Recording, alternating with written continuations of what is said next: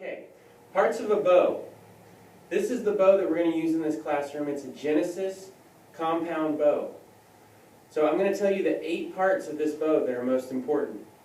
The first part that is most important is this little round piece right here. This is called the wheel. This round piece is always pointed up when you're shooting. So notice this one is round, this one is not round. So the round part, the wheel, is always pointed up. That's part number 1.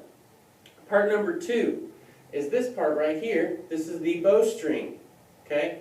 That's part number 2. Part number 3 is this upper part right here. This is called the upper limb.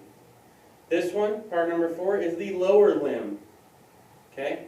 Part number 5, I'm holding on to it right here. This is the bow grip.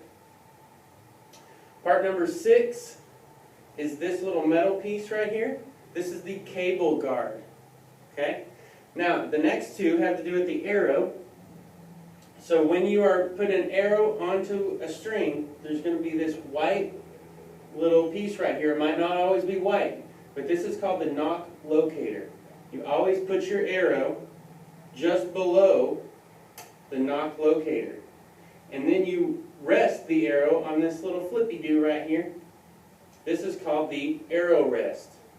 And those are the 8 parts of the bow that we're going to use in this classroom. Let's review. Part number 1, the wheel. Part number 2, the bowstring. Part number 3, the upper limb. Part number 4, the lower limb. Part number 5, the bow grip.